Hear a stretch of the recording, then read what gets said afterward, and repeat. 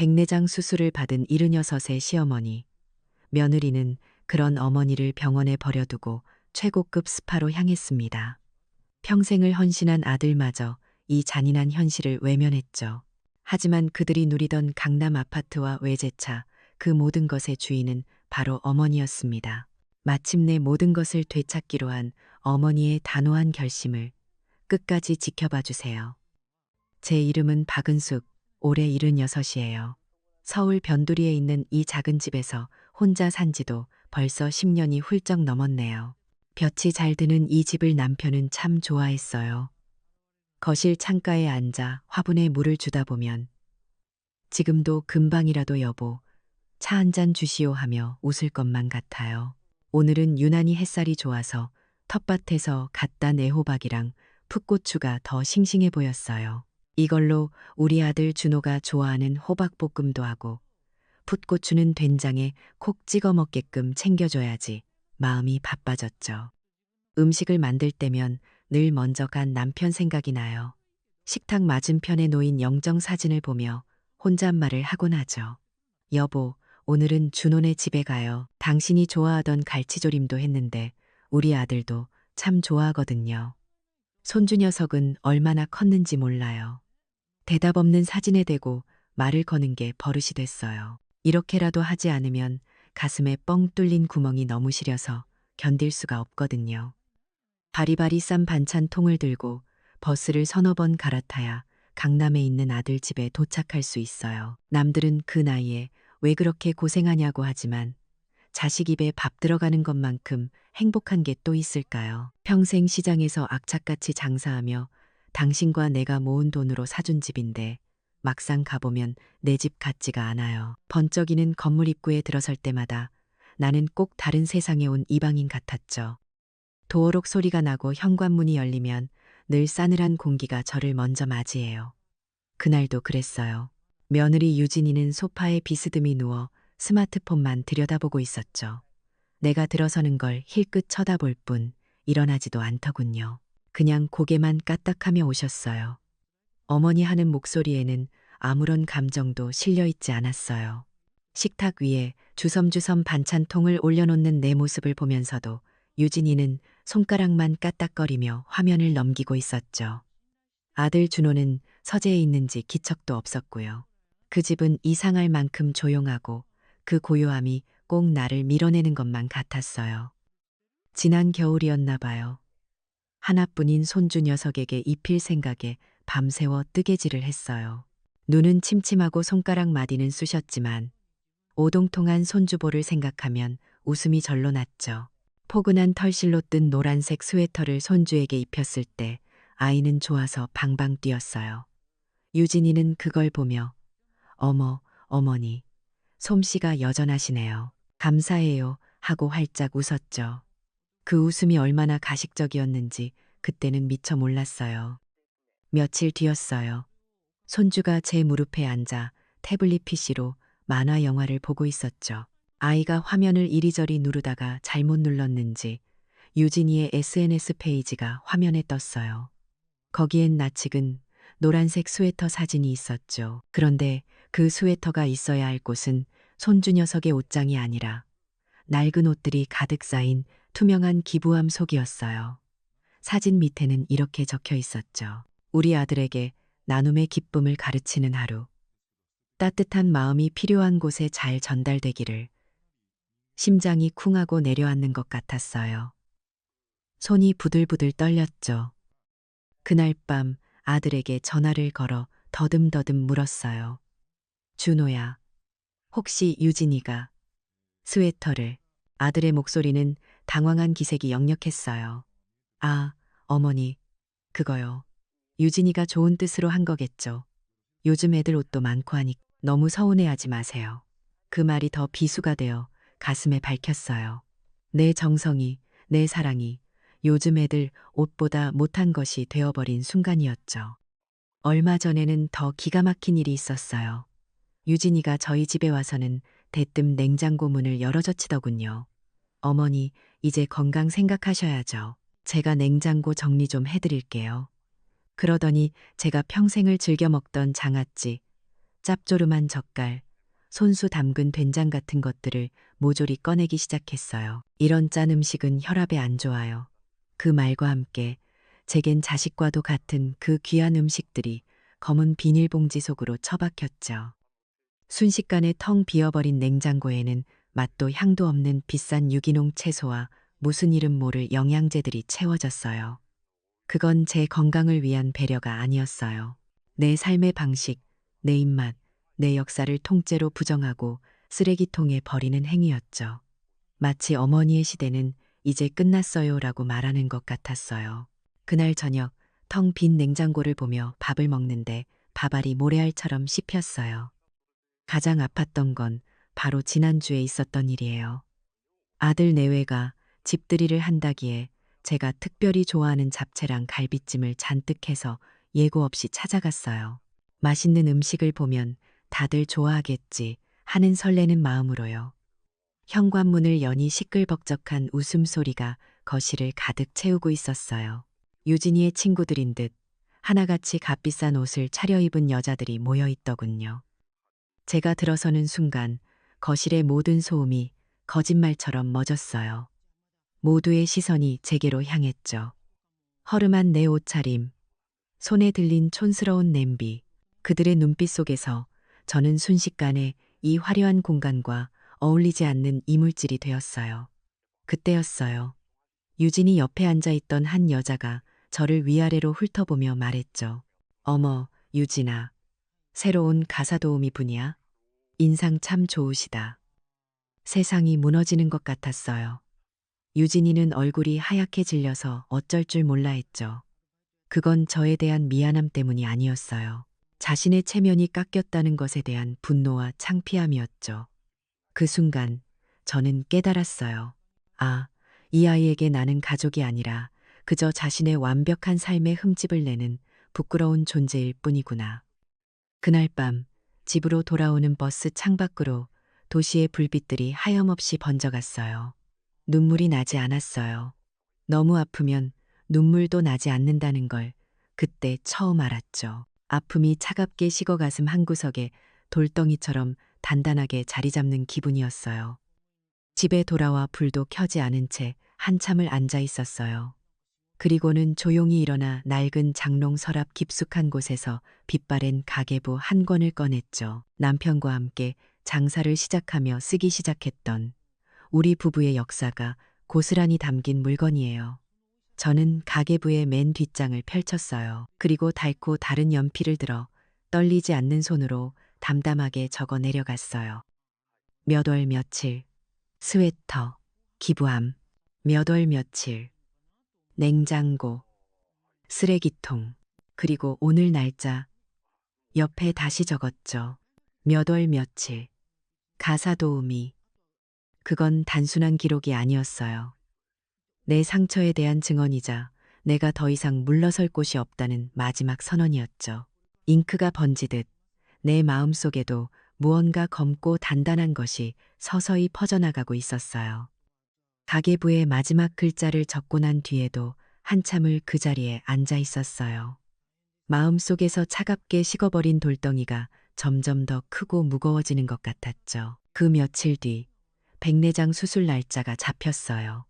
나이가 드니 몸이 여기저기 고장나는 건 당연한 이치라지만 눈을 수술한다는 건 왠지 더 무섭고 불안하더군요. 앞이 안 보이면 어쩌나, 수술이 잘못되면 어쩌나, 온갖 나쁜 생각들이 꼬리에 꼬리를 물고 이어졌어요. 수술 전날 유진이에게서 전화가 왔어요. 평소와는 다르게 목소리가 어찌나 살갑던지. 어머니, 내일 병원 가시는 거 잊지 않으셨죠? 제가 아침 일찍 모시러 갈게요. 준호 씨는 회사 일 때문에 바쁘니 제가 대신 가야죠. 그 다정한 말투에 제 마음속 단단했던 돌덩이가 잠시나마 녹아내리는 것 같았어요. 그래, 그래도 며느리가 챙겨주는구나. 내가 너무 나쁘게만 생각했나 보다. 어쩌면 그 아이도 나름의 사정이 있었겠지. 신락 같은 희망이었지만 저는 그 희망을 붙잡고 싶었어요. 수술 당일 아침, 유진이는 정말 약속한 시간에 저를 데리러 왔어요. 병원으로 가는 내내 제 손을 꼭 잡아주며 괜찮을 거라고 걱정하지 말라고 위로해 주었죠. 그 모습이 어찌나 진심 같던지 저는 수술에 대한 두려움도 잊은 채 그 아이의 손을 마주 잡았어요. 수술실에 들어가기 직전 저는 유진이의 손을 잡고 말했어요. 고맙다, 에미야. 네가 있어 든든하구나. 유진이는 활짝 웃으며 제 어깨를 토닥여 주었죠. 그때 아들 준호에게서 문자가 왔어요. 어머니 수술 잘 부탁해. 유진이는 그걸 제게 보여주며 걱정 마세요. 제가 있잖아요 하고 웃더군요. 그 웃음이 제 마지막 기억이었어요. 수술은 금방 끝났어요. 회복실 침대에 누워 있는데 눈앞이 뿌옇고 온 세상이 빙빙 도는 것 같았죠. 마취가 덜 풀려 정신이 몽롱한 와중에도 유진이가 제 곁을 지키고 있다는 게 느껴졌어요. 간호사들이 와서 제 상태를 확인할 때마다 유진이는 어찌나 살뜰하게 저를 챙기는지 다들 그런 며느리가 없다며 칭찬을 아끼지 않았죠. 어머님, 물 좀 드시겠어요? 어머님, 불편한 데는 없으세요? 그 상냥한 목소리에 저는 모든 경계심을 풀어버렸어요. 그래, 가족이란 이런 거지. 서로 아플 때 기대고 힘들 때 의지하는 것. 저는 속으로 그 아이에게 가졌던 나쁜 마음들을 반성하고 또 반성했어요. 그런데 제가 잠시 잠이 들었다 깨어났을 때였어요. 유진이가 다급한 목소리로 전화를 받고 있더군요. 뭐, 준서가 열이 펄펄 끓는다고? 어떻게? 알았어. 엄마 금방 갈게. 전화를 끊은 유진이는 금방이라도 울 것 같은 얼굴로 제게 말했어요. 어머니, 어떡하죠? 준서가 갑자기 아프대요. 제가 지금 빨리 가봐야 할 것 같아요. 어머니는 여기서 좀 쉬고 계세요. 제가 금방 택시 잡아서 다시 모시러 올게요. 그 말에 제가 무슨 말을 하겠어요. 손주가 아프다는데. 어서 가보라고 나는 괜찮다고 손을 저었죠. 유진이는 미안하다는 말을 연거푸하며 황급히 회복실을 빠져나갔어요. 하지만 유진이는 돌아오지 않았어요. 그 아이는 병원을 나서자마자 아픈 손주가 있는 강남의 집이 아닌 정반대 방향인 압구정으로 향했어요. 번쩍이는 포르쉐를 몰고 도착한 곳은 최고급 스파였죠. 유진이는 그곳에서 우아하게 가운으로 갈아입고 칠링된 샴페인 잔을 든 채 사진을 찍었어요. 그리고는 자신의 SNS에 보란 듯이 올렸죠. 가끔은 나를 위한 시간도 필요해. 힐링, 맘스타그램 반짝이는 샴페인 거품 뒤로 그녀의 얼굴에는 만족스러운 미소가 가득했어요. 그때였어요. 주머니 속 휴대폰이 와이브레이팅. 화면에는 서울대학병원이라는 글자가 떠 있었죠. 유진이는 그 화면을 보며 비웃음을 흘렸어요. 그리고는 천천히 샴페인을 한 모금 마신 뒤 휴대폰을 무음으로 전환해버렸죠. 그건 단순한 무책임함이 아니었어요. 수술을 막 끝내고 자신을 기다릴 시어머니의 고통을 알면서도 그것을 철저히 외면하고 즐기는 잔인한 악이었어요. 다시 병원, 회복실. 시간이 얼마나 흘렀을까요? 1시간, 2시간. 오겠다던 며느리는 감감무소식이었어요. 휴대폰으로 전화를 해보려 했지만 어지러운 몸을 일으키려다 그만 침대 밑으로 떨어뜨리고 말았죠. 마치 기운의 다리는 후들거리고 눈앞은 여전히 뿌옇고 저는 어쩔 수 없이 침대에서 내려와 차가운 병원 복도 바닥을 기기 시작했어요. 무릎으로 기어가는 제 모습이 얼마나 처량했을까요? 지나가는 사람들이 안타까운 눈빛으로 쳐다봤지만 누구 하나 선뜻 말을 걸어오지는 않았어요. 가족끼리 무슨 일이 있겠지 하고 생각했겠죠. 차가운 타일의 감촉이 무릎을 통해 온몸으로 전해졌어요. 수치심과 절망감에 눈물이 핑 돌았죠. 그때였어요. 아들 준호의 회사 컴퓨터 화면에 아내의 SNS 알림이 떴어요. 가끔은 나를 위한 시간도 필요해. 스파에서 샴페인을 들고 있는 유진이의 사진과 사진이 올라온 시간이 선명했죠. 바로 그 순간 준호의 휴대폰이 울렸어요. 제 전화였죠. 제가 복도 바닥을 기어가다 우연히 마주친 다른 환자의 도움을 받아 겨우 건 전화였어요.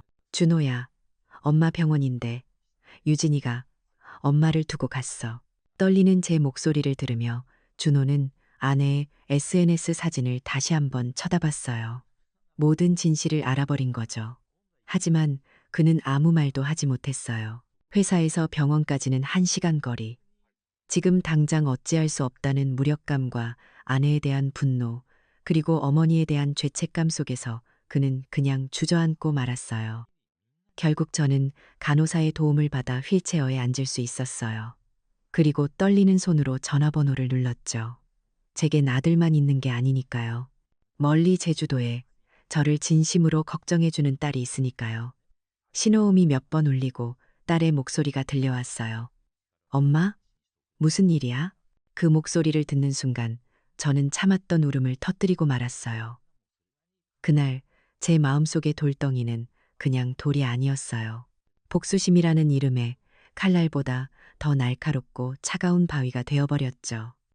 딸에게 전화를 걸어 울음을 터뜨린 뒤로 모든 것이 꿈만 같이 지나갔어요. 정신을 차려보니 저는 이미 김포공항으로 가는 차 아니었고 딸의 지인이 보낸 차라고 했어요. 딸아이는 제가 전화 한 통에 모든 걸 알아차리고는 당장 다음 비행기 표를 끊어 서울로 사람을 보낸 거였죠. 차창 밖으로 서울의 삭막한 풍경이 스쳐 지나갔어요. 방금 전까지 차가운 병원 바닥을 기던 제 모습이, 아들의 무력한 침묵이, 그리고 며느리의 잔인한 미소가 유리창에 겹쳐 보였죠. 비행기에 오르는 순간까지도 저는 실감이 나지 않았어요. 내가 지금 내 아들 집을 등지고 내 며느리에게서 도망치고 있다는 사실이 말이에요. 제주 공항에 내렸을 때 딸아이는 저를 보자마자 아무 말 없이 와락 끌어안았어요. 그 품이 어찌나 따뜻하고 든든하던지 저는 그제야 참았던 서름이 다시 북받쳐 아이처럼 한참을 울었어요. 딸의 차를 타고 집으로 가는 길, 창문을 여니 짭조름한 바다 내음이 훅 끼쳐왔어요. 서울의 탁한 공기와는 비교도 할 수 없는 상쾌한 공기였죠. 에메랄드빛 바다가 끝없이 펼쳐진 해안도로를 달리는데 이상하게 마음이 조금씩 차분해지는 것 같았어요. 딸의 집은 바다가 보이는 작은 귤밭 옆에 있었어요. 그곳에서의 며칠은 제게 몇십 년 만에 처음으로 주어진 휴식 같았죠. 딸은 아무것도 묻지 않았어요. 그저 따뜻한 밥을 지어주고 제 눈에 약을 넣어주고 제가 잠들 때까지 조용히 곁에 있어 주었죠.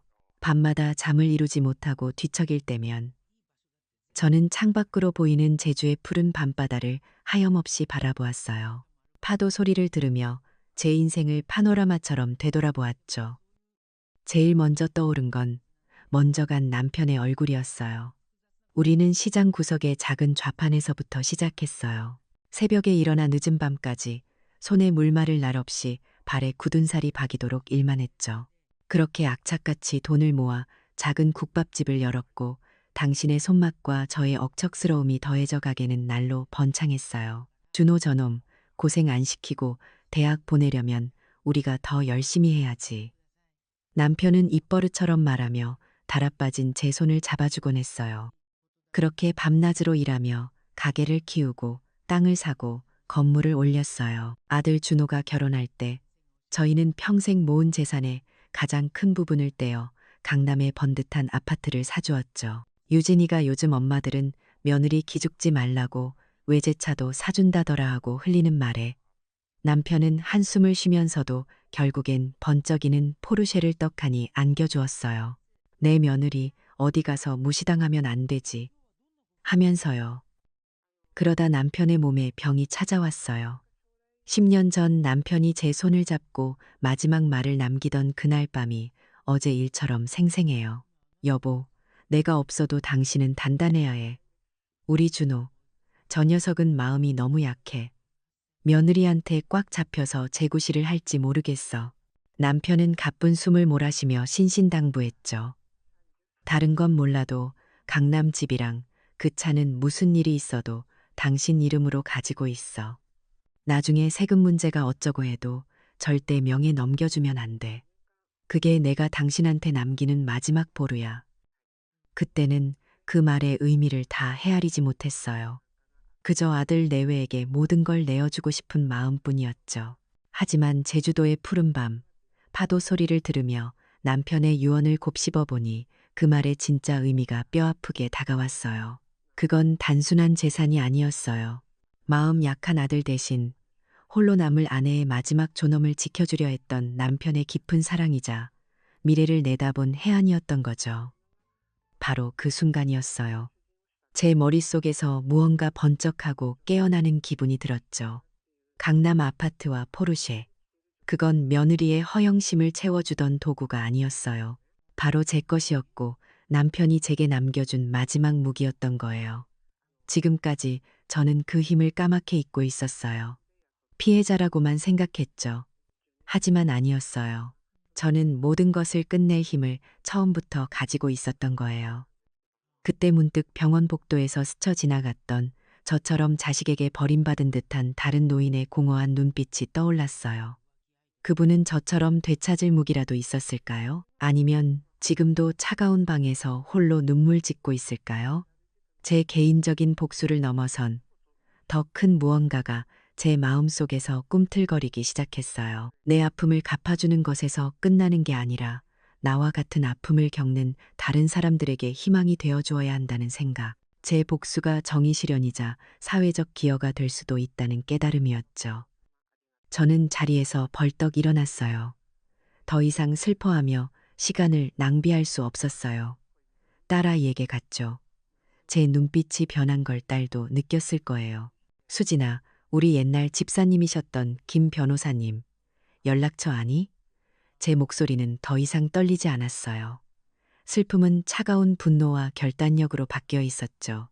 딸의 도움을 받아 변호사님과 통화를 하고 필요한 모든 법적 서류를 확인했어요. 그리고 딸에게 부탁했죠. 내 새언니가 그렇게 들어가고 싶어하는 국제학교 학부모회가 있다지? 최종 면접이 언제 어디서 열리는지 좀 알아봐 주렴. 제주도의 따뜻한 햇살과 딸의 든든한 지지 속에서 저는 지난 수십 년간 잊고 살았던 제 자신을 되찾고 있었어요. 저는 더 이상 아들에게 모든 걸 퍼주고도 무시당하는 늙은 어머니가 아니었어요. 남편과 함께 평생을 일궈낸 자산을 지킬 권리가 있고 제 존엄을 짓밟은 이들에게 책임을 물을 힘이 있는 박은숙이었죠. 창밖으로 보이는 제주 바다는 그 어느 때보다 푸르고 단단해 보였어요. 마치 새로 태어난 제 마음처럼요. 제주도의 푸른 바다는 제게 새로운 숨을 불어넣어 주었어요. 서울로 돌아오는 비행기에서 내려다본 도시는 여전히 잿빛이고 복잡했지만 더 이상 그 풍경에 주눅들지 않았죠. 예전에는 아들 집에 가는 길이 멀고 고되기만 한 순례길 같았다면 이제 서울은 제가 되찾아야 할 나의 왕국이자 모든 것을 끝내야 할 전쟁터였어요. 제 작은 집으로 돌아왔을 때 저를 맞이한 건 더 이상 외로움이 아니었어요. 그건 폭풍전야의 고요함 그리고 비장한 결이었죠. 가장 먼저 한 일은 남편의 오랜 친구이자 저희 집안의 일을 도맡아 주셨던 김 변호사님을 찾아뵌 것이었어요. 수십 년 만에 찾아간 변호사 사무실에서 김 변호사님은 저를 보고 깜짝 놀라셨죠. 아이고, 사모님, 이게 얼마만입니까? 그런데 안색이 무슨 일 있으시죠? 걱정스러운 그의 눈빛에 저는 그저였게 웃어 보였어요. 그리고는 품속에서 준비해간 서류 뭉치를 조용히 꺼내 책상 위에 올려놓았어요. 강남 아파트의 등기부등본, 제 이름이 선명하게 밝힌 자동차 등록증, 그리고 그동안의 거래 내역들이었죠. 저는 병원에서 있었던 일부터 그동안 겪었던 서름을 구구절절 늘어놓지 않았어요. 그럴 필요가 없었으니까요. 대신 저는 차분하고 명료한 목소리로 제가 원하는 바를 정확히 전달했어요. 변호사님, 제 명의로 된 이 재산들을 합법적으로 회수하고 싶습니다. 가장 빠르고 확실한 방법으로요. 제 단호한 태도에 변호사님은 잠시 놀란 듯 했지만 이내 서류를 꼼꼼히 검토하기 시작했어요. 그의 표정은 곧 전문가의 그것으로 바뀌었죠. 사모님 소유의 재산을 되찾는 것은 당연한 권리입니다. 아무 문제 없습니다. 모든 법적 절차는 제가 책임지겠습니다. 그의 든든한 한마디에 제 마음속 마지막 불안감마저 사라졌어요. 변호사 사무실을 나와 저는 곧장 이사업체와 견인차 업체에 전화를 걸었어요. 수화기 너머로 들려오는 젊은 직원들의 목소리에 조금도 위축되지 않았죠. 약속 날짜와 시간을 정하고 계약서에 서명하기 위해 직접 사무실로 찾아갔어요. 제 이름 자를 또박또박 적어 내려가는데 제 손은 조금도 떨리지 않았어요.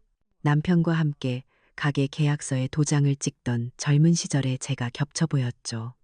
그래, 나는 평생을 이렇게 내 힘으로, 내 이름으로 살아온 사람이었어.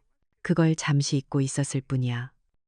복수를 준비하는 동안 제주도에 있는 딸 수진이는 저의 눈과 귀가 되어 주었어요. 우리는 매일 밤 통화하며 계획을 점검했죠. 엄마, 새언니 SNS에 또 사진 올라왔어. 학부모의 면접 때 입을 옷이라면서 명품 쇼핑한 거 자랑했네. 장소는 그 호텔이 확실해. 다른 며느리 유진이의 모든 움직임을 손바닥 보듯 꿰고 있었어요. 유진이는 자신의 완벽한 삶을 과시하기 위해 올리는 그 게시물들이 훗날 자신의 목을 조르는 증거가 되리라고는 꿈에도 상상하지 못했겠죠.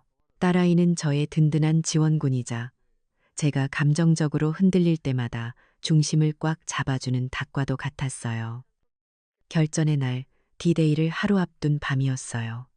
적막한 집에서 홀로 마지막 계획을 점검하고 있는데 휴대폰이 요란하게 울렸죠. 화면에 뜬 이름은 내 아들 준호였어요. 심장이 쿵하고 내려앉았죠. 받을까 말까 수십 번을 망설이다 결국 통화 버튼을 눌렀어요. 수화기 너머로 들려오는 아들의 목소리는 천진하고 무기력했어요.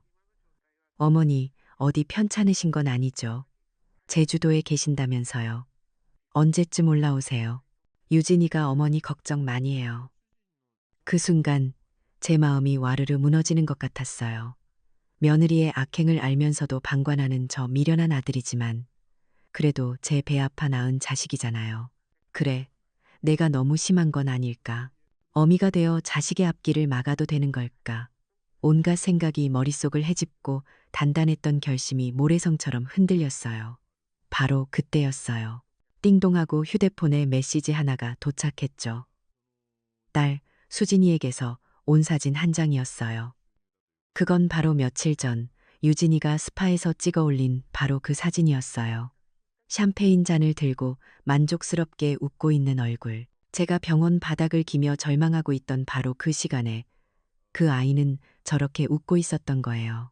그 사진을 보는 순간 제 마음속에서 흔들리던 마지막 연민의 불씨가 차갑게 꺼져버렸어요. 그래, 이건 분노 때문이 아니야. 이건 내가 내 존엄을 되찾기 위해 그리고 저 아이들에게 잘못된 행동에는 반드시 대가가 따른다는 것을 가르쳐 주기 위해 반드시 해야만 하는 일이야. 저는 전화를 끊고 자리에서 일어났어요. 그리고는 난생 처음으로 최고급 백화점으로 향했죠. 화려한 불빛과 값비싼 물건들 속에서도 저는 조금도 위축되지 않았어요. 저는 유행을 따르는 화려한 옷이 아닌 단정하면서도 기품이 흐르는 짙은 남색의 투피스를 골랐어요. 비싼 가격표를 보고도 망설이지 않았죠. 이건 단순한 옷이 아니었으니까요.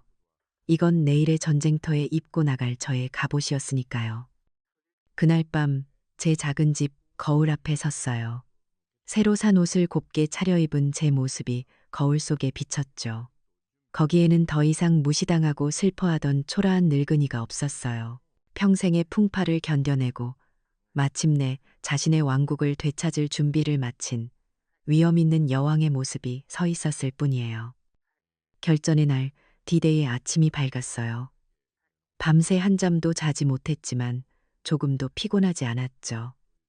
오히려 정신이 맑고 심장은 차분하게 뛰었어요. 어제 사둔 짙은 남색의 옷으로 갈아입고 거울 앞에 섰을 때 저는 그 안에서 수십 년의 세월을 묵묵히 견뎌온 한 여자의 단단한 얼굴을 보았어요. 딸 수진이가 제 어깨를 감싸주며 말했죠. 엄마, 준비됐어? 저는 조용히 고개를 끄덕였어요.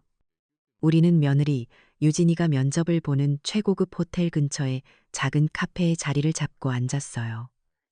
마치 연극의 개막을 기다리는 관객처럼요. 딸아이는 실시간으로 유진이의 SNS를 확인하며 상황을 중계해 주었죠. 엄마, 새언니 지금 막 면접 끝났나 봐.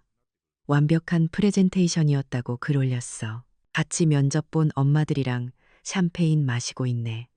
딸이 보여주는 화면 속에서 유진이는 수정처럼 반짝이는 샴페인 잔을 들고 세상에서 가장 행복한 미소를 짓고 있었어요. 자신이 그토록 원하던 상류 사회로의 입장을 확신하는 오만함과 허영심이 가득한 얼굴이었죠. 그 아이의 인생이 정점에 달하는 바로 그 순간이었어요. 그리고 저는 그 순간이 모든 것이 무너져 내리기 시작할 순간이 되리라는 것을 알고 있었죠. 얼마 지나지 않아 딸이 말했어요. 엄마, 나온다. 지금 호텔 로비로 나오고 있어. 저와 딸은 조용히 카페를 나와 호텔 건너편에 세워둔 차에 올라탔어요. 멀리서도 한눈에 보였죠. 화려한 옷을 차려입은 유진이가 새로 사귄 듯한 학부모들과 어울려 호텔 입구로 걸어 나오는 모습이요. 그녀는 자신감 넘치는 걸음걸이로 발렛 주차 부스로 향했어요. 자신의 성공을 증명할 마지막 활용점정, 번쩍이는 포르쉐를 보여주기 위해서였겠죠. 하지만 유진이의 계획은 거기서부터 어긋나기 시작했어요. 발렛 직원이 난처한 얼굴로 유진이에게 무언가 설명하는 모습이 보였죠. 유진이의 표정이 순식간에 굳어지고 무언가 소리치며 따지기 시작했어요. 멀리서도 그녀의 당혹감과 분노가 느껴졌죠. 바로 그때였어요. 호텔 주차장 출구 쪽에서 거대한 견인차 한 대가 빠져나오는 것이 보였어요. 그 위에는 제 이름으로 등록된 바로 그 흰색 포르쉐가 무력하게 실려 있었죠. 유진이는 그 모습을 발견하고는 얼굴이 새하얗게 질려 그쪽으로 달려가려 했지만 견인차는 이미 도로로 접어들어 유유히 사라지고 난 뒤였어요. 유진이는 그 자리에 서서 넋이 나간 사람처럼 굴었어요. 호텔 직원을 붙잡고 악을 쓰고 어딘가로 다급하게 전화를 걸었죠. 아마 경찰에 도난 신고라도 하려던 모양이에요. 주변에 있던 학부모들은 방금 전까지 부러워하던 유진이를 이제는 흥미로운 구경거리 보듯 수군거리기 시작했고요. 첫 번째 균열이 시작된 거예요. 그리고 바로 그 순간 유진이의 손에 들려있던 휴대폰이 미친 듯이 울리기 시작했어요. 제 아들 준호에게서 온 전화였죠. 유진이는 짜증스럽게 전화를 받았어요. 그리고 다음 순간 저는 봤어요. 유진이의 얼굴이 분노에서 불신으로, 불신에서 경악으로, 그리고 마침내 완전한 절망으로 무너져 내리는 모든 과정을요. 그녀는 수화기에 대고 거의 비명을 질렀어요. 뭐라고? 무슨 소리야? 이삿짐 센터라니. 우리 집에 왜? 당신 미쳤어? 그녀의 목소리는 호텔 로비의 높은 천장을 타고 울려 퍼졌어요. 어머니라니, 어머니가 왜, 이 집이 어머니 명의였다니, 그게 무슨 말도 안 되는 소리야. 유진이는 거의 실성을 한 사람처럼 휴대폰을 붙들고 있었죠. 평생을 공들여 쌓아 올린 완벽한 이미지, 교양 있는 사모님의 가면이 산산조각 나는 순간이었어요. 주변의 모든 사람들이 이제는 노골적인 경멸과 조롱의 눈빛으로 그녀를 쳐다보고 있었죠. 그녀가 그토록 들어가고 싶어 했던 상류 사회는 그녀가 추락하는 모습을 가장 가까이서 즐기는 잔인한 구경꾼이 되어버린 거예요. 저는 차문을 열고 내렸어요. 수진아, 가자. 딸의 손을 잡고 우리는 천천히 호텔 로비를 향해 걸어갔어요. 마치 모든 것이 잘 짜인 연극의 마지막 장에 등장하는 주인공처럼요. 우리가 로비에 들어서는 순간 모든 사람들의 시선이 우리에게로 쏠렸어요. 그 아수라장의 한가운데 휴대폰을 떨어뜨린 채 멍하니 서 있던 유진이도 고개를 돌려 우리를 보았죠. 그 아이의 눈빛과 제 눈빛이 허공에서 마주쳤어요. 유진이의 눈에는 완전한 공포와 믿을 수 없다는 충격, 그리고 뒤늦은 깨달음이 뒤섞여 있었죠. 제가 어제 산 짙은 남색의 옷은 그 어떤 명품보다도 더 위엄있게 제 몸을 감싸고 있었어요. 저는 딸과 함께 무너져 내리는 유진이의 바로 앞까지 걸어갔어요. 저는 소리치지 않았어요. 그럴 필요가 없었으니까요. 저는 주변 사람들이 모두 들을 수 있을 만큼, 하지만 결코 격앙되지 않은 차갑고 조용한 목소리로 말했어요. 제 평생의 한이 담긴, 하지만 그 한을 넘어선 목소리였죠. 유진아, 걱정 말거라. 차는 도둑 맞은 게 아니야. 제 목소리가 울리는 순간 로비의 모든 소음이 멎었어요. 내 것을 내가 되찾아온 것뿐이다. 아, 강남 집도 마찬가지고. 이제 너희는 새 집을 알아봐야 할 게다. 저는 제 할 말을 끝내고 텅 빈 눈으로 저를 올려다보는 유진이를 차갑게 내려다보았어요. 그리고는 더 이상 아무런 미련도 없다는 듯 딸의 손을 잡고 몸을 돌렸죠. 제 등 뒤로 쿵 하는 소리와 함께 유진이가 그 차가운 대리석 바닥 위로 무너져 내리는 소리가 들려왔어요. 모든 것이 원래 있어야 할 제자리로 돌아간 순간이었어요. 호텔의 화려한 샹들리에 불빛을 등지고 딸의 손을 잡고 걸어 나왔을 때 제 마음속에 휘몰아치던 폭풍은 거짓말처럼 잠잠해져 있었어요. 통쾌함보다는 길고 길었던 열병을 마침내 끝냈다는 안도감과 짙은 허무함이 밀려왔죠. 차를 타고 집으로 돌아오는 내내 저와 딸은 아무 말도 하지 않았어요. 창밖으로 스쳐 지나가는 서울의 야경은 여전히 화려했지만 그 불빛 속에서 수많은 사람들이 만들어내는 각자의 삶과 욕망이 얼마나 허망한 것인지 저는 어렴풋이 알 것 같았어요. 그날 이후 아들과 며느리의 소식은 제가 굳이 찾아보지 않아도 들려왔어요. 딸아이가 가끔 전해주는 이야기들은 제가 예상했던 그대로였죠. 호텔 로비에서의 스캔들은 그들이 그토록 들어가고 싶어 했던 상류층 사회에 순식간에 퍼져나갔어요. 유진이의 SNS는 그녀의 완벽한 삶을 찬양하던 댓글 대신 그녀의 허영심을 조롱하고 비난하는 악플들로 뒤덮였죠. 한때는 그녀의 자랑이었던 그 공간이 이제는 그녀를 가두는 디지털 감옥이 되어버린 거예요. 아들 준호 역시 그 여파를 피할 수는 없었어요. 아들이 다니던 대기업은 회사의 이미지를 무엇보다 중요하게 생각하는 곳이었죠. 그런 낯 뜨거운 스캔들의 주인공이 된 아들을 가만히 둘 리가 없었어요. 준호는 결국 회사의 이미지를 실추시켰다는 명목으로 조용히 해고 통보를 받았다고 해요. 수입도, 집도, 차도, 그리고 사람들의 부러워하는 시선도 모두 사라지자 오직 물질 위에 서 있던 그들의 관계는 모래성처럼 허무하게 무너져 내렸어요. 강남의 초호화 아파트에서 쫓겨나 허름한 변두리의 월세방으로 옮겨간 그들은 하루가 멀다 하고 돈 문제로 서로를 물어뜯으며 싸웠다고 해요. 결국 그들의 결혼 생활은 몇 달을 채 버티지 못하고 끝이 났다는 소식을 들었어요. 그 소식을 들었을 때 제 마음은 이상하리만치 평온했어요. 슬프지도 기쁘지도 않았죠. 그저 모든 것은 뿌린 대로 거두는 법이라는 세상의 당연한 이치를 다시 한번 확인했을 뿐이에요. 모든 것이 정리된 후 저는 딸과 함께 강남 아파트와 포르쉐를 처분한 돈이 입금된 통장을 들여다보았어요. 평생을 일해도 만져보기 힘든 큰 액수였죠. 딸아이는 제 손을 잡으며 말했어요. 엄마, 이제 이 돈으로 제주도에 내려와서 저랑 같이 편안하게 살아요. 맛있는 거 먹고 좋은 구경하면서요. 딸의 따뜻한 말에 눈물이 핑 돌았지만 저는 조용히 고개를 저었어요. 저는 거실벽에 걸린 남편의 영정사진을 한참 동안 바라보았어요. 그리고 병원 복도에서 스쳐 지나갔던 저처럼 기댈 곳 없이 막막한 표정을 하고 있던 다른 늙은 부모들의 얼굴을 떠올렸죠. 만약 그들에게 남편이 제게 남겨준 것과 같은 마지막 보루가 없었다면 그들은 어떻게 됐을까요? 저는 결심했어요. 이 돈은 더 이상 저 혼자만의 것이 아니라고요.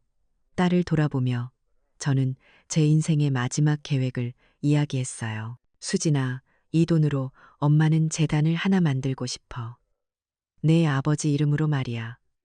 박정수 법률지원재단. 자식들에게 학대받고 재산을 사기당하고도 어디 하소연할 곳 없는 힘없는 노인들을 위해 무료로 법률 상담을 해주고 그들의 권리를 되찾아주는 일을 하고 싶구나. 이것이 제가 찾은 가장 완벽한 복수였어요. 개인의 아픔을 복수로 되갚는 것에서 끝나는 것이 아니라 그 아픔을 딛고 일어나 나와 같은 상처를 가진 다른 이들의 눈물을 닦아주는 것. 제 삶을 짓밟았던 그들에게 보여줄 수 있는 최고의 승리는 바로 그들이 망가뜨린 제 삶이 얼마나 더 가치 있고 의미 있는 일이 될 수 있는지를 증명하는 것이라고 생각했어요. 몇 년의 시간이 흘렀어요. 저는 이제 제주도에 살고 있어요. 하지만 딸의 집에 얹혀 사는 무기력한 노인이 아니에요. 저는 박정수 법률지원재단의 이사장으로 매일같이 바쁘고 의미 있는 하루를 보내고 있죠. 사무실 창밖으로는 제주도의 푸른 바다가 그림처럼 펼쳐져 있어요. 얼마 전에도 저처럼 자식에게 모든 것을 빼앗기고 쫓겨난 할머니 한 분이 찾아와 제 손을 잡고 한참을 우셨어요. 저는 그분의 손을 꼭 잡아드리며 우리가 함께 싸워 당신의 존엄을 되찾을 수 있다고, 당신은 결코 혼자가 아니라고 말씀드렸죠. 제 얼굴에 드리웠던 오랜 그늘은 사라지고 이제는 평온함과 자부심이 그 자리를 채우고 있었어요. 어느 날 오후 사무실에서 서류를 보고 있는데 낯선 번호로 전화가 한 통 걸려왔어요. 무심코 전화를 받았는데 수화기 너머로 들려오는 목소리는 너무나 익숙하면서도 너무나 낯설게 변해 있었죠. 제 아들 준호였어요. 그 목소리에는 과거의 오만함이나 무기력함 대신 모든 것을 잃어버린 사람의 공허함과 망설임이 가득했어요. 아들은 돈을 요구하지도 용서를 구하지도 않았어요. 한참을 머뭇거리다 떨리는 목소리로 겨우 한마디를 내뱉었죠. 어머니, 잘 지내세요? 그 한마디에 제 마음속에서는 수많은 감정들이 스쳐 지나갔어요. 병원 바닥의 차가운 감촉, 스파 사진 속 며느리의 비웃음, 그리고 갓난아기였던 아들을 품에 안고 행복해하던 젊은 날의 제 모습까지요. 저는 쉽게 용서한다는 말을 할 수는 없었어요. 하지만 전화를 끊어버리지도 않았죠. 창밖의 푸른 바다를 바라보며 저는 아주 오랜 침묵 끝에 조용히 대답했어요. 그래, 아들아. 그것으로 충분했어요. 완전한 용서는 아닐지라도 모든 것이 부서지고 난 뒤에야 비로소 시작될 수 있는 아주 작고 희미한 희망의 씨앗 같은 것이었으니까요. 진정한 존엄은 소유가 아닌 존재에서 비롯되는 법이죠. 한평생 헌신했던 어머니는 결국 깨달았어요. 가장 완벽한 복수는 상대를 파괴하는 것이 아니라 배신의 잿더미 위에서 누구보다 찬란하게 자신의 삶을 재건하는 것이라는 걸요. 그녀는 개인의 아픔을 사회의 희망으로 바꾸어 놓았답니다. 며느리는 제게 비싼 옷을 던지며 손빨래를 시켰고 하나뿐인 아들은 애써 저를 외면했죠. 평생을 바친 시어머니를 짐짝 취급하며 결국 문 밖으로 내쫓더군요. 하지만 그 차가운 복도에서 저는 눈물을 흘리지 않았습니다. 모든 것을 되돌려줄 진짜 시작은 바로 그날이었으니까요. 끝까지 지켜봐 주세요. 네, 친구에게 제 이야기를 들려주듯이 한번 풀어볼게요. 제 하루는 보통 서울에서 가장 먼저 깨어나는 빛을 맞으며 시작돼요. 유리와 강철로 만들어진 거대한 칼날 같다고 할까요?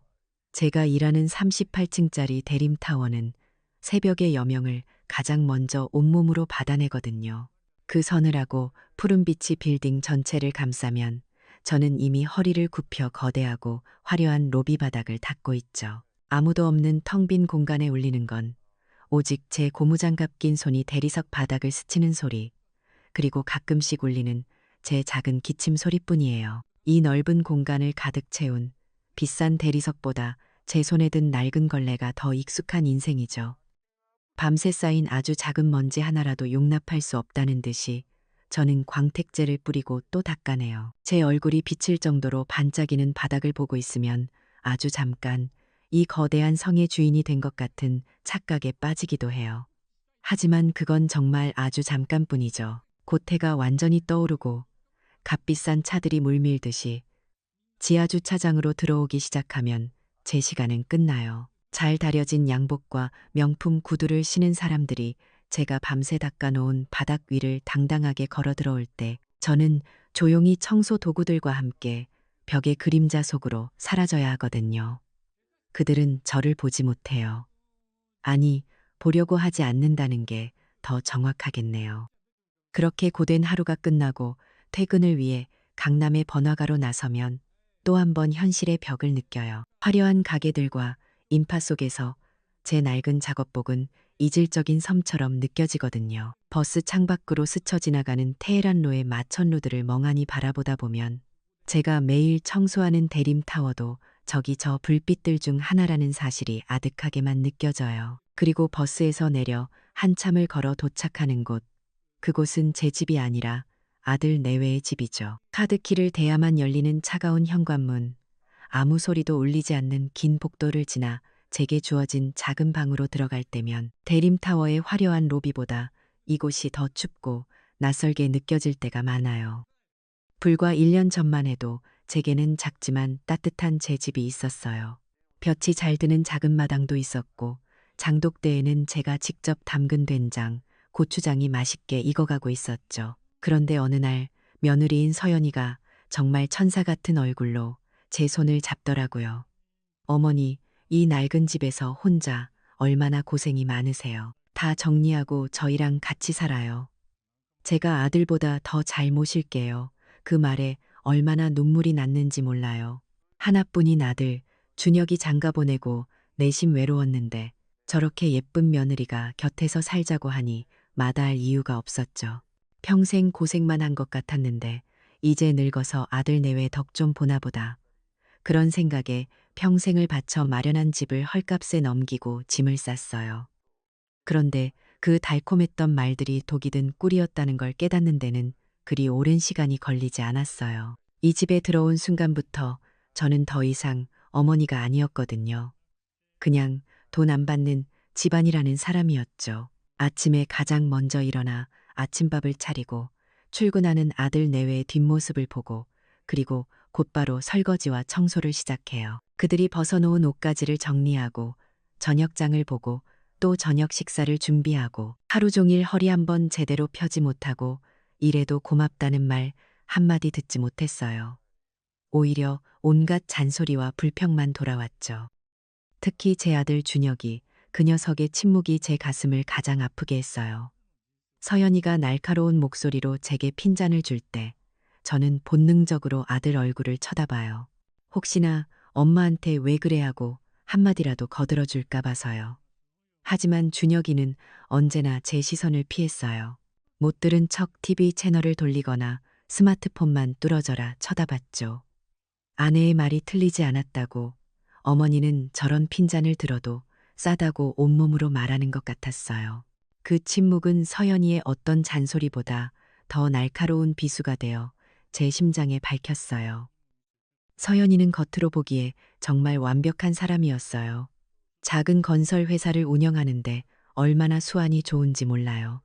SNS라고 하죠. 거기에 들어가 보면 온통 비싼 레스토랑에서 찍은 사진, 해외여행 가서 찍은 사진, 명품 가방 사진들로 가득했어요. 누가 봐도 성공한 젊은 사업가 부부의 모습이었죠. 하지만 저는 알아요. 밤마다 서재에서 들려오는 그들의 심각한 통화 소리를요. 대출 이자 문제, 공사 대금이 밀렸다는 이야기. 그들이 쌓아 올린 성공의 이미지는 사실 위태로운 모래성이었어요. 어쩌면 그래서 더 저를 못마땅하게 여겼는지도 몰라요. 청소부로 일하는 시어머니는 그 완벽한 그림에 어울리지 않는 오점이었겠죠. 집에 손님이라도 오는 날이면 서연이는 아침부터 제게 신신당부를 했어요. 어머니, 오늘 저녁에 중요한 손님들 오시니까 식사 준비만 해주시고 방에 조용히 계셔주세요. 아시겠죠? 마치 제가 부끄러운 비밀이라도 되는 것처럼요. 그럼 저는 하루 종일 정성껏 음식을 만들고 손님들이 오기 직전에 제 작은 방으로 숨어들어야 했어요. 문틈으로 새어나오는 즐거운 웃음소리를 들으며 제가 만든 음식을 맛있게 먹는 사람들의 목소리를 들으며 홀로 차가운 밥을 삼켜야 했죠. 스마트폰도 잘 다룰 줄 모르는 저는 그들이 가족 단톡방에서 무슨 이야기를 나누는지 언제 손님이 오는지도 알지 못해요. 그저 통보를 받을 뿐이었죠. 그렇게 저는 그들의 세상에서 철저히 격리되고 있었어요. 갈등은 그렇게 아주 사소한 것들에서부터 시작됐어요. 제가 온 힘을 다해 하얗게 빛나는 화장실을 청소하고 나오면 서연이는 코를 막으며 말했어요. 어머니, 또 락스 냄새. 머리 아파 죽겠어요. 요즘엔 친환경 세제도 얼마나 많은데 제가 아들 준혁이를 위해 어릴 때부터 좋아하던 된장찌개를 끓이면 한 숟갈 뜨는 둥, 마는 둥 하다가 숟가락을 내려놓으며 말했죠. 음식은 왜 이렇게 짜요? 이러니까 몸에 안 좋은 거예요. 제 모든 행동, 제 평생의 방식이 틀렸다고 지적받는 기분이었어요. 그럴 때마다 속에서 천불이 끓어오르다가도 저는 모든 걸 꾹꾹 눌러 참았어요. 내가 참아야 가정이 평화롭지. 내가 나이가 많으니 젊은 사람들에게 맞춰야지. 그리고 무엇보다 내 아들 준혁이를 봐야지. 내 아들이 저렇게 힘들어하는데 내가 여기서 분란을 일으킬 수는 없지.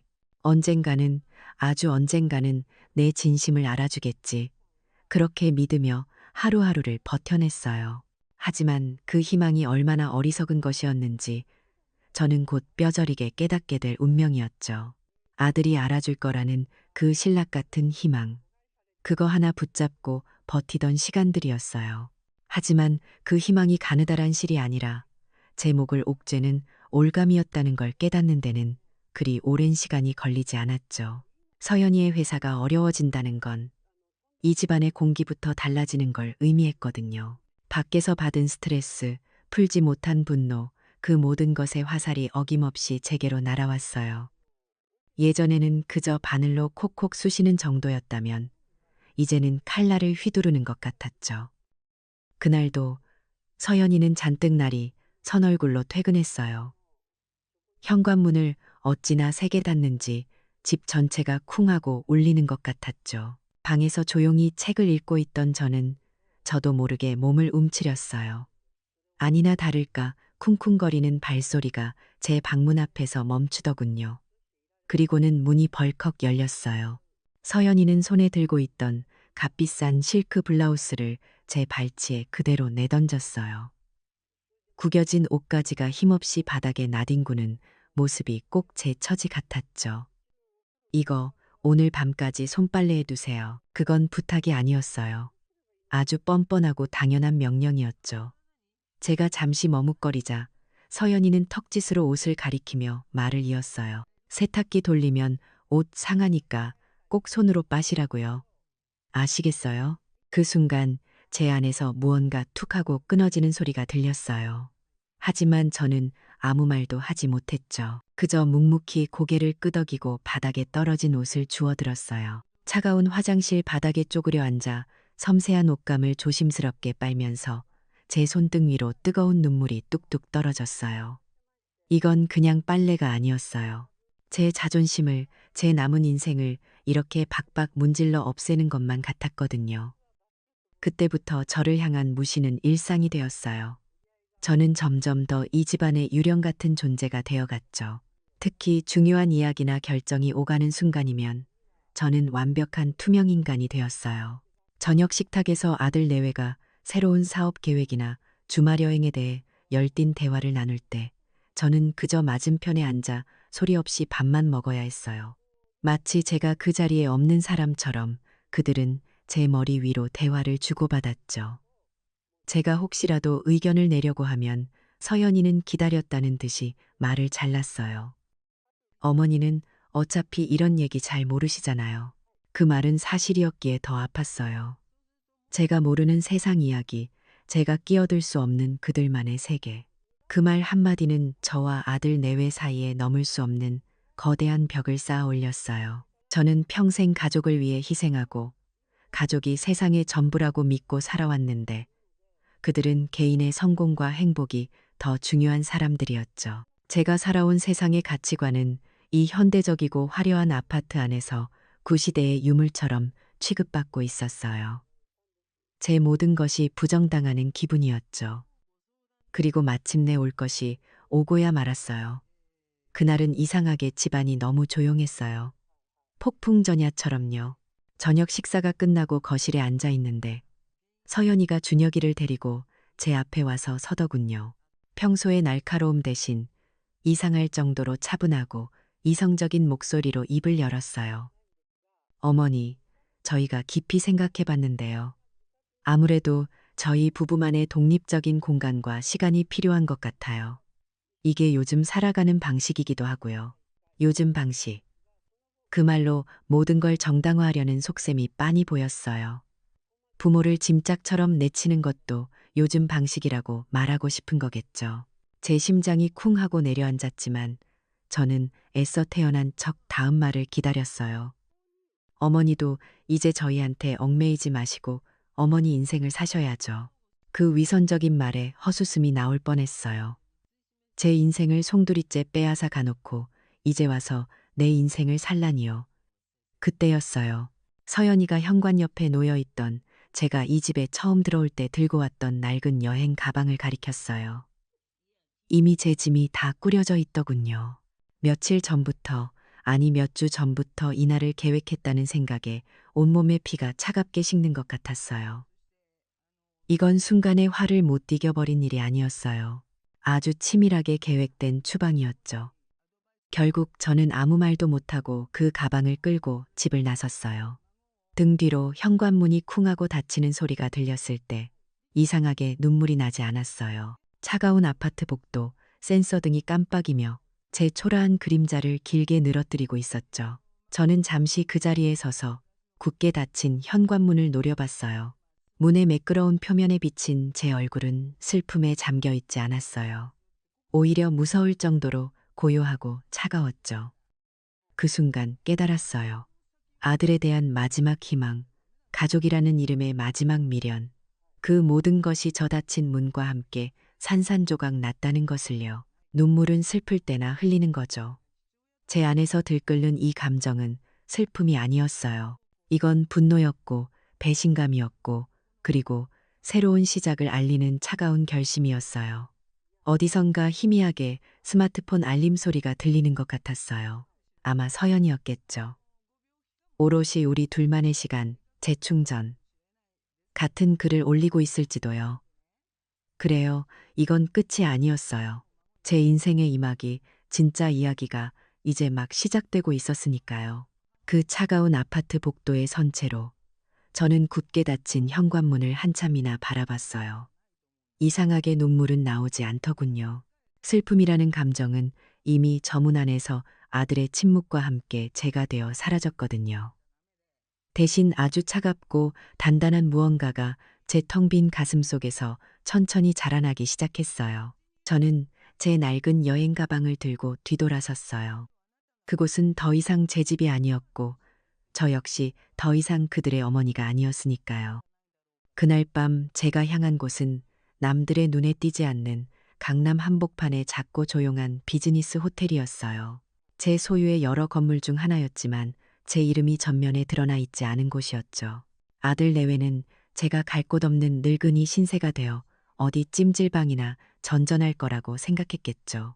하지만 그들의 얕은 상상력으로는 제 인생의 깊이를 감히 짐작할 수 없었을 거예요.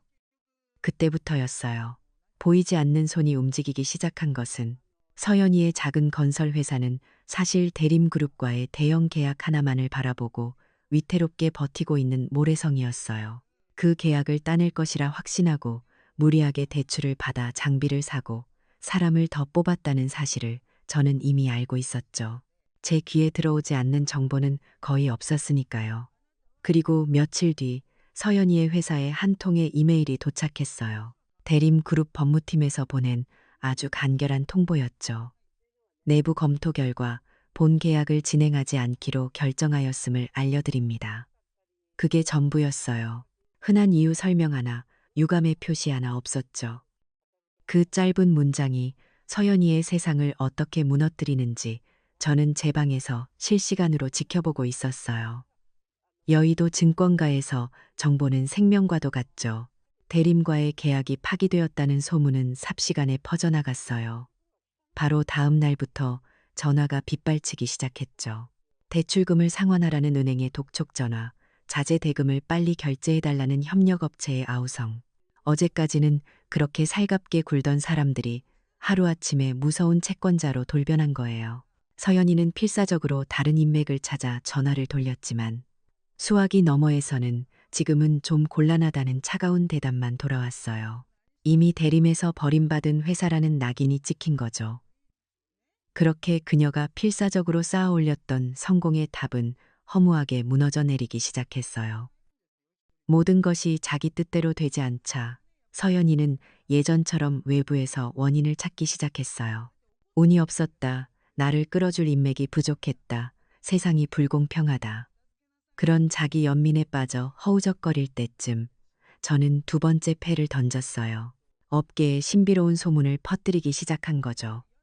대림그룹의 신임 박 회장에 대한 이야기였어요. 얼굴 없는 회장, 직원들 사이에서는 그녀의 진짜 모습을 본 사람이 아무도 없다는 이야기. 빈손으로 시작해 이 거대한 그룹을 일군 입지전적인 인물이지만 여전히 현장의 목소리를 가장 중요하게 생각한다는 이야기, 특히 가장 낮은 곳에서 일하는 사람들의 말에 귀를 기울인다는 소문은 아주 그럴듯하게 포장되어 퍼져나갔어요. 물론 그건 제가 수십 년간 실제로 해온 일이기도 했어요. 다만 사업적인 조언을 얻기 위해서가 아니라 제국의 뿌리가 썩지 않도록 살피기 위함이었죠. 이 소문은 절망에 빠진 서연이에게 마지막 동아줄처럼 느껴졌을 거예요. 아니나 다를까 그녀가 마지막으로 찾아간 한 사업 파트너의 입에서 제가 원했던 바로 그 말이 흘러나왔어요. 방법이 아주 없는 건 아닐지도. 업계에 이상한 소문이 하나 있긴 하더군. 대림박 회장의 진짜 눈과 귀는 그 타워에서 가장 오래 일한 청소부라는 얘기 말이야. 그 사람을 통하면 회장에게 연이 닿을 수도 있다는 뜬 소문이겠지만 그 말을 듣는 서연이의 눈빛이 어떻게 변했을지 저는 보지 않아도 알 수 있었어요. 이제 무대는 완벽하게 준비되었죠. 여기서 제 이야기를 잠깐 해야겠네요. 지금으로부터 30여 년 전, 저는 갓난아기였던 준혁이를 업고 대림타워의 청소부로 처음 일을 시작했어요. 사고로 남편을 잃고 가진 것 하나 없던 젊은 과부에게 세상은 냉혹했죠. 하지만 저는 좌절하지 않았어요. 남들보다 1시간 먼저 출근하고 1시간 늦게 퇴근하며 닥치는 대로 일했어요. 저는 그냥 바닥만 닦은 게 아니었어요. 저는 빌딩 전체를 읽고 있었죠. 어느 부서가 가장 늦게까지 불이 켜져 있는지, 어떤 상사가 직원들의 존경을 받는지, 불필요한 비용이 어디서 새고 있는지 제 눈에는 모든 것이 보였어요. 그렇게 악착같이 돈을 모아 작은 청소용품점을 냈고 그 다음엔 청소용역 회사를 차렸어요. 대림타워의 내부 사정을 꿰뚫고 있었기에 제 회사는 빠르게 성장했죠. 결정적인 기회는 IMF 외환위기 때 찾아왔어요. 모두가 쓰러질 때 빚 없이 알뜰하게 운영하던 제 회사는 굳건했어요. 저는 그때 부실해진 기업들을 헐값에 사들이기 시작했어요. 작은 경비회사, 급식업체, 그리고 마침내 대림타워를 지었던 바로 그 건설사가 부도났을 때 저는 제 모든 것을 걸어 그 회사를 인수했어요. 그렇게 저는 그림자 속에서 아무도 모르게 대림의 주인이 되었어요. 제가 청소부 일을 그만두지 않은 이유는 단 하나예요. 제 시작을, 제 뿌리를 잊지 않기 위해서. 그리고 이 거대한 빌딩의 가장 낮은 곳에서 묵묵히 땀 흘리는 사람들이야말로 진짜 주인이라는 사실을 늘 기억하기 위해서였죠. 다시 현재로 돌아와 볼까요? 저는 더 이상 낡고 비좁은 호텔방에 있지 않아요. 저는 지금 대림타워 38층 서연이가 그토록 들어오고 싶어 하던 바로 그 회장실에 앉아 있어요. 거대한 통유리창 너머로 서울의 야경이 보석처럼 펼쳐져 있네요. 제 앞에 거대한 벽면 스크린에는 빌딩 곳곳에 CCTV 화면이 분할되어 떠 있어요. 저는 그중 하나 1층 로비 화면을 확대했어요. 화면 속에는 초조한 얼굴의 서연이가 보여요. 그렇게 오만하게 걷던 그 대리석 바닥 위에서 지금 그녀는 어쩔 줄 몰라 하며 서성이고 있었죠. 경비원에게 다가가 무언가 다급하게 묻는 모습이 애처롭기까지 하네요. 자신을 내쫓았던 바로 그 시어머니를 이제는 회장의 눈과 귀라는 마지막 희망으로 찾아 헤매고 있는 거죠. 저는 따뜻한 차를 한 모금 마셨어요. 아주 차갑고 고요한 미소가 제 입가에 번졌어요. 그래, 그렇게 필사적으로 찾아보렴. 네가 그토록 무시하고 경멸했던 그 그림자를 어디 한번 내 발로 찾아와 보렴. 사냥감이 제 발로 덫을 향해 걸어 들어오는 모습을 지켜보는 사냥꾼처럼 저는 그저 조용히 그녀를 내려다보고 있었어요. 38층 제 사무실의 거대한 화면 속에서 며느리 서연이는 길 잃은 짐승처럼 1층 로비를 헤매고 있었어요. 불과 며칠 전까지만 해도 저 로비의 주인인 양 오만하게 걷던 모습은 온데간데 없었죠. 절박함의 낯빛은 창백해졌고 늘 꼿꼿하던 어깨는 축 처져 있었어요. 저는 따뜻한 차를 한 모금 마시며 그 가련한 사냥감의 마지막 발버둥을 조용히 지켜봤어요. 서연이는 지푸라기라도 잡는 심정으로 청소부들을 붙잡기 시작했어요. 복도에서, 화장실 입구에서, 휴게실에서 마주치는 작업복 차림의 직원들에게 다가가 말을 걸었죠. 하지만 그녀는 몰랐을 거예요. 그곳에서 일하는 모든 이들이 저를 박 회장님이 아닌 수십 년간 함께 땀 흘린 동료 박 여사님으로 부른다는 사실을요. 제가 어떤 사람인지, 어떤 대우를 받았는지 가장 가까이서 지켜본 사람들이었죠. 제가 미리 언지를 해둔 덕분에 그들은 하나같이 약속이라도 한 듯 딴청을 부리거나 모른다는 대답으로 일관했어요. 서연이가 아무리 다그쳐 물어도 그들의 표정에는 미동조차 없었죠. 자신이 무시하던 사람들이 자신을 무시하자 서연이의 얼굴은 당혹감으로 일그러졌어요. 결국 그녀는 가장 경멸하던 방식을 쓰더군요. 젊은 미화원 한 명을 구석으로 불러내 지갑에서 두툼한 현금 봉투를 꺼내줬어요. 제가 CCTV 화면을 확대해서 보니 그 미화원은 제가 예전에 딸 학비를 남몰래 보태주었던 바로 그 아이였어요.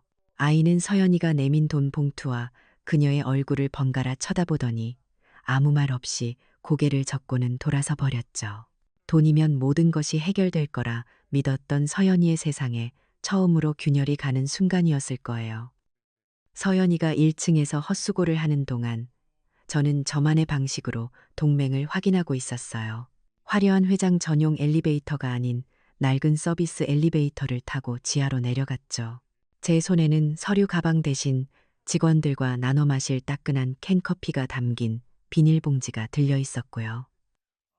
제가 향한 곳은 시설관리팀장의 비좁은 사무실이었어요. 그곳에는 25년간 대림타워의 철문을 지켜온 경비팀장 김 씨와 배관공으로 시작해 지금의 자리에 오른 시설팀장 최 씨가 저를 기다리고 있었죠. 그들은 제게 깍듯이 허리를 숙였지만 우리의 대화는 회장과 부하 직원의 것이 아니었어요. 수십 년간 동고동락한 동료의 대화였죠. 박 여사님, 그 며느리라는 사람이 아주 제정신이 아니던데요. 김 팀장이 혀를 차며 서연이의 움직임을 보고했어요. 저는 그들의 보고를 조용히 들으며 앞으로의 계획을 간단히 전달했어요. 제가 원하는 건 단 하나, 서연이가 제 발로 공식적인 절차를 밟아 저를 찾아오게 만드는 것이었죠. 그들은 제 뜻을 정확히 이해하고 고개를 끄덕였어요. 돈으로 산 충성심이 아닌 세월과 신뢰로 다져진 이 끈끈한 유대감이야말로 제 가장 강력한 무기였어요. 며칠간의 수소가 허사로 돌아가자 서연이는 마침내 다른 방법을 생각해냈어요. 전설의 청소부가 정말 중요한 인물이라면 회사에 공식적인 기록이 남아있을 거라는 생각에 미친 거죠. 저는 CCTV를 통해 서연이가 1층 안내데스크를 거쳐 인사팀으로 그리고 마침내 38층의 회장 비서실로 향하는 것을 지켜봤어요. 모든 것이 제 계획대로였죠. 제 비서인 이 실장은 제가 직접 뽑은 아주 영민하고 충성심 강한 젊은 직원이에요. 이 실장은 잔뜩 상기된 얼굴로 찾아온 서연이를 아주 정중하고 무미건조한 태도로 맞이했죠. 가장 오래 근무하신 미화원분과 면담을 주선해 주십시오. 저희 회사에 사활이 걸린 문제입니다. 서연이의 절박한 요청에 이 실장은 제게 배운 그대로 응대했어요. 잠시 자리를 비워 저와 내선 통화를 하는 척했고 서연이의 애를 태울 만큼 태운 뒤에야 자리로 돌아왔죠. 이 실장은 완벽한 포커페이스를 유지하며 입을 열었어요. 대표님의 상황과 요청에 대해 회장님께 보고드렸습니다. 그 말에 서연이의 눈이 번쩍 뜨이는 게 화면 너머로도 느껴졌어요. 회장님께서는 저희 회사의 가장 오래된 직원의 안위에 대해 늘 깊은 관심을 가지고 계십니다. 그래서 대표님을 위해 특별히 직접 시간을 내주시겠다고 하셨습니다. 그 순간 서연이의 얼굴에 떠오른 감정은 충격, 그리고 이내 터져나오는 광적인 희망이었어요. 그녀는 자신이 회장과 직접 만나게 되었다고 착각했겠죠. 회장의 주선으로 전설의 청소부를 만날 수 있게 되었다고요. 덫은 완벽하게 놓였고 사냥감은 제 발로 그 안으로 뛰어들었어요. 면담 날짜가 잡힌 그날 밤 저는 제 개인 숙소의 옷장 앞에 섰어요. 옷장 안에는 회장의 품격에 맞는 값비싼 맞춤 정장들이 즐비했지만 제 눈길은 그곳에 머물지 않았죠. 저는 옷장 가장 구석에 걸려있는 수십 년간 제 몸의 일부나 다름없었던 낡은 회색 미화원 유니폼을 꺼내들었어요. 그리고는 낡은 다리미에 물을 채워 유니폼의 구김 하나하나를 정성껏 펴기 시작했어요. 치익 소리를 내며 뜨거운 증기가 피어오를 때마다 제 마음속에 차가운 분노와 슬픔도 함께 벼려지는 것 같았어요. 이것은 단순한 옷이 아니었어요. 제 지난 세월이었고, 제 자존심이었고, 그리고 내일의 전쟁을 위한 갑옷이었죠. 반듯하게 다려진 유니폼을 옷걸이에 걸어두고 바라보는데 제 마음은 놀랍도록 평온했어요. 이제 전설이 그를 찾아 헤매던 어리석은 자를 만날 시간이었으니까요. 결전의 날 아침이 밝았어요. 저는 그 어느 때보다 일찍 일어나 밤새 정성껏 다려둔 낡은 회색 유니폼으로 갈아입었죠. 사람들은 제게 왜 회장다운 옷을 입지 않느냐고 물었지만 이게 바로 저 자신이니까요. 이 옷은 제 수십 년의 땀과 인내, 그리고 결코 꺾이지 않았던 제 삶 그 자체였어요. 저는 약속 시간보다 한참 먼저 38층의 회장실로 향했어요. 그리고는 제 거대한 책상 의자에 앉아 문이 아닌 창밖을 바라보며 등을 돌리고 앉았죠. 제 발 아래로 제가 평생을 바쳐 일군 도시 서울이 장난감처럼 펼쳐져 있었어요. 심장은 놀랍도록 차분했죠. 곧이어 무겁고 거대한 문이 열리는 소리가 들렸어요. 또각거리는 하이힐 소리, 한껏 멋을 낸 최고급 정장 차림의 서연이가 방 안으로 들어서는 게 느껴졌지만 저는 돌아보지 않았어요. 그녀가 제 뒤에 서서 얼마나 초조해하고 이 어색한 침묵 속에서 무슨 말을 먼저 꺼내야 할지 몰라 얼마나 안절부절 못하는지 저는 손바닥 보듯 훤히 알고 있었죠. 아마 저를 구석에 초라하게 서 있는 늙은 청소부쯤으로 생각하고 두리번거렸을 거예요. 제가 길고 긴 침묵을 깨고 입을 열었을 때 제 목소리는 조금도 떨리지 않았어요. 앉으시죠. 제 목소리라는 걸 알아차렸을까요? 익숙하지만 어딘가 다른 싸늘한 권위가 실린 그 목소리에 서연이의 숨소리가 순간 멈칫하는 게 느껴졌어요. 그녀는 잠시 머뭇거리다가 제 맞은편 의자에 조심스럽게 앉았어요. 저는 그때서야 아주 천천히 제 의자를 돌렸어요. 서연이의 얼굴에 떠오른 표정을 저는 아마 평생 잊지 못할 거예요. 처음에는 disbelief, 무슨 상황인지 이해하지 못하는 혼란, 그리고 곧이어 현실을 부정하려는 필사적인 몸부림, 마지막으로 모든 것을 깨달았을 때의 새하얀 공포. 그녀가 그토록 찾아 헤매던 전설의 청소부가 자신이 벌레처럼 무시하고 내쫓았던 시어머니라는 사실을 마주한 그 얼굴을요. 그녀의 입술이 파르르 떨리며 간신히 뱉어낸 한마디. 뭐니? 그건 거의 비명에 가까운 속삭임이었어요. 저는 그녀의 눈을 똑바로 쳐다보며 아주 또렷하고 차가운 목소리로 정정해 주었죠. 박 회장입니다. 그리고 잠시 말을 끊었다가 쐐기를 박았어요. 적어도 이 자리에서는 그렇게 부르셔야 할 겁니다. 그 순간 서연이의 세상이 무너져 내리는 소리가 들리는 것 같았어요. 그녀는 아무 말도 하지 못하고 그저 저를 멍하니 바라보았죠. 저는 그녀가 충격에서 헤어나올 시간을 주지 않았어요.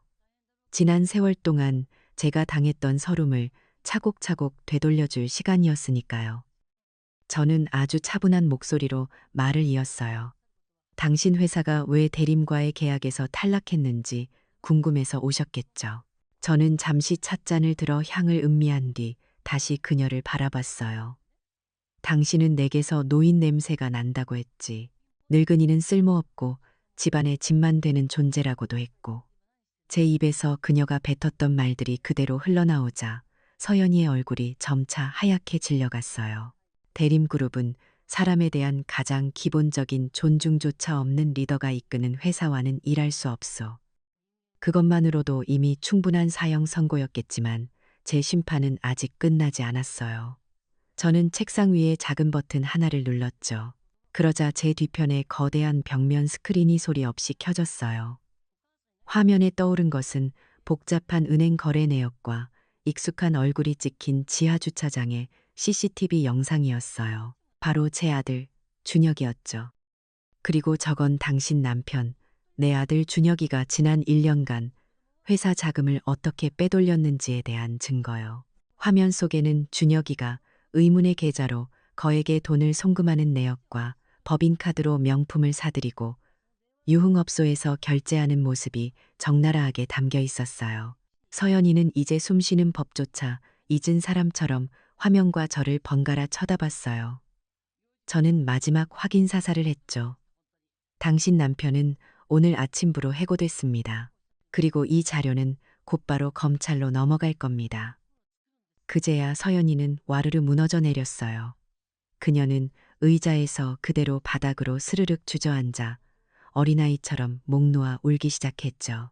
회사, 남편의 직장, 명성, 그리고 미래까지. 그녀가 그토록 집착했던 모든 것이 단 몇 분 만에 신기루처럼 사라져버린 거예요. 그녀는 제 발치로 기어와 제 다리를 붙잡고 애원하기 시작했어요. 어머니, 제가 다 잘못했어요. 제발, 제발 한 번만 용서해 주세요. 네. 저는 그 손을 조용히 뿌리쳤어요. 그리고 자리에서 일어나 창가로 걸어가 그녀에게 등을 보였죠. 제가 내쫓겨나던 그날 밤, 그녀가 제게 등을 보였던 것처럼요. 발 아래 펼쳐진 도시를 내려다보며 저는 그녀가 아닌 제 자신에게 말했어요.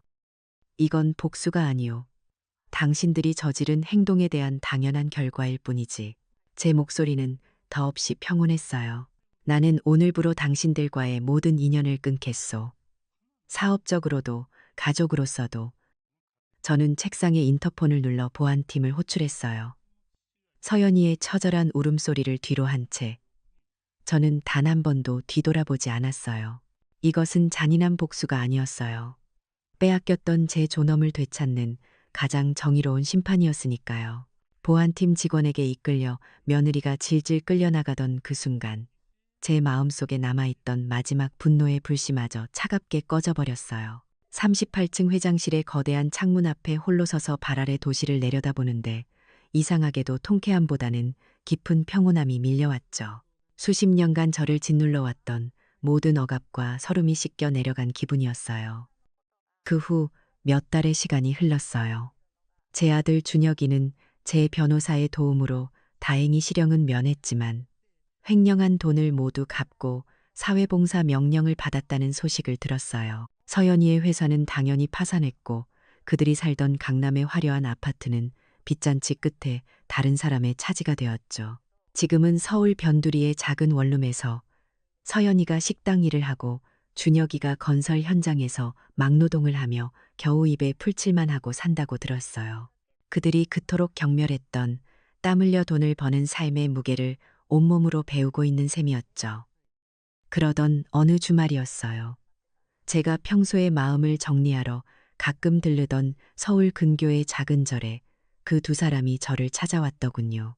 몇 달 사이에 얼마나 고생을 했던지 두 사람 다 헬쑥하고 초라한 모습이었어요. 그들은 제 앞에 다가와 아무 말 없이 털썩 무릎을 꿇었어요. 그리고는 바닥에 이마를 대고 오랫동안 흐느꼈죠. 그들의 울음속에는 예전 같은 변명이나 원망이 섞여 있지 않았어요. 그저 뼈저린 후회와 뒤늦은 반성의 무게만이 느껴졌죠. 한참 뒤에야 고개를 든 서연이가 쉰 목소리로 입을 열었어요. 어머니, 아니, 회장님, 저희가 정말 죽을 죄를 지었습니다. 용서해달라는 말도 드릴 자격이 없는 거 압니다. 그냥 정말 죄송합니다. 옆에서 준혁이도 울음 섞인 목소리로 거들었죠. 어머니, 제가 평생 불효했습니다. 죄송합니다. 저는 무릎 꿇은 그들을 한참 동안 그저 내려다보기만 했어요. 제 마음속에서 용서라는 단어를 찾으려고 애썼지만 쉽지 않았어요. 상처는 그렇게 쉽게 아물지 않으니까요. 저는 찻잔을 내려놓고 조용히 말했어요. 용서는 내가 너희에게 주는 것이 아니라 너희가 앞으로의 삶으로 증명해내야 하는 것이다. 저는 그들을 일으켜 세우지 않았어요. 대신 한 가지 제안을 했죠. 너희가 진심으로 새롭게 시작하고 싶다면 기회는 주겠다. 작은 가게라도 열 수 있는 최소한의 돈을 빌려주마. 단, 그 돈은 반드시 이자를 쳐서 갚아야 하고 매주 주말마다 내가 세울 기관에 와서 봉사활동을 해야 한다. 그것은 값싼 동정이 아닌 재활을 위한 혹독한 마지막 기회였어요.